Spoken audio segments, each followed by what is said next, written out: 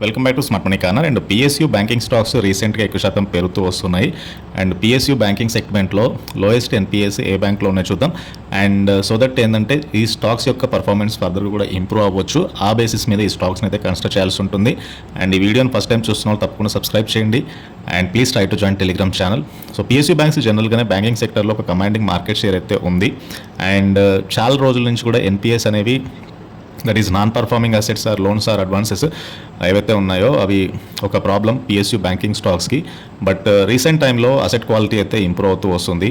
So loan portfolio improve అవుతూ వస్తుంది.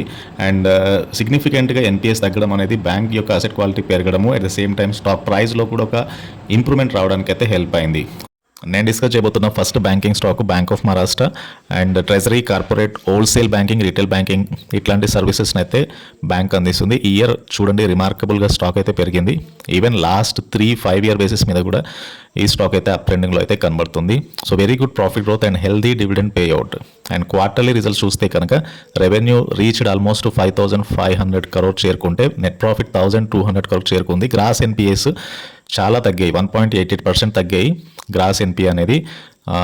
ఈ క్వార్టర్లోనే తక్కువ గ్రాస్ ఎన్పిఎస్ అండ్ తక్కువ నెట్ ఎన్పిఎస్ కూడా చూడవచ్చు ఇక్కడ. అండ్ ఓవరాల్గా ఈ ఫైనాన్షియల్ ఇయర్లో కంపెనీ యొక్క నెట్ ప్రాఫిట్ 4,000 crore చేరుకుంది విత్ 20,000 అబోవ్ రెవెన్యూస్ అయితే బ్యాంక్ పోస్ట్ చేసింది. And come to the technical outlook చూస్తే కనుక స్టాక్ రీసెంట్గా కొద్ది కరెక్షన్ అయితే కనబడుతుంది. అండ్ హోప్ఫుల్లీ స్టాక్లో ఇక్కడ నుంచి ఒక బయింగ్ ఇంట్రెస్ట్ అయితే ఎక్స్పెక్ట్ చేయొచ్చు. అండ్ నేను డిస్కస్ చేయబోతున్న ఇంకొక banking stock Bank of Baroda. And bank of Baroda బేసికల్గా personal banking, corporate, rural, small and medium enterprises, SME loans, non resident Indian services and treasury సర్వీసెస్ని అయితే బ్యాంక్ అందిస్తుంది.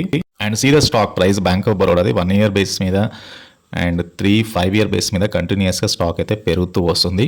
కమ్ టు క్వార్టర్లీ రిజల్ట్స్ చూద్దాం. Revenue 31,000 crore వచ్చింది ఈ March క్వార్టర్లో with net profit 5,000 crore వచ్చింది.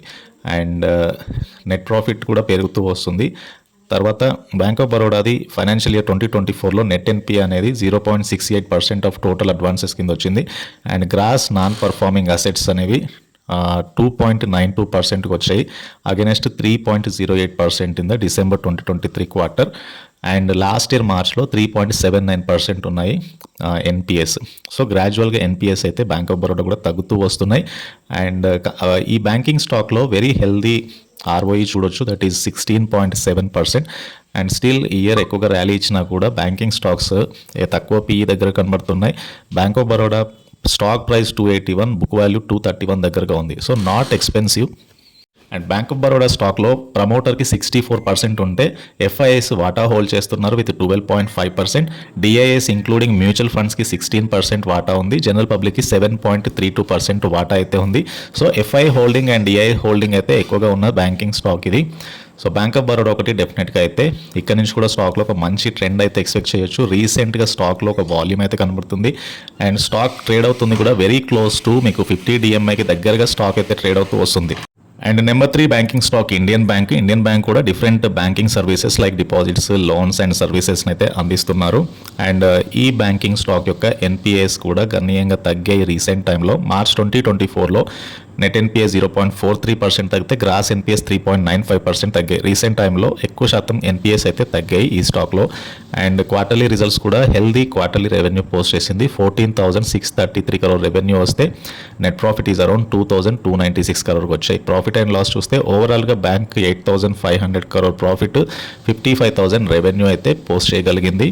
And this about Indian Bank. And FIs కూడా వాటా హోల్డ్ చేస్తున్నారు విత్ మొత్తానికి ప్రమోటర్కి 74% వాటా ఉంటే ఎఫ్ఐ స్టేబుల్గా వాటా పెంచుకుంటున్నారు. ఈ మార్చ్లో 5.3% వాటా ఎఫ్ఐఎస్కి ఉంటే డిఐఎస్ఆర్ హోల్డింగ్ 17% అండ్ జనరల్ పబ్లిక్ కేవలం 4% వాటా మాత్రమే హోల్డ్ చేస్తున్నారు.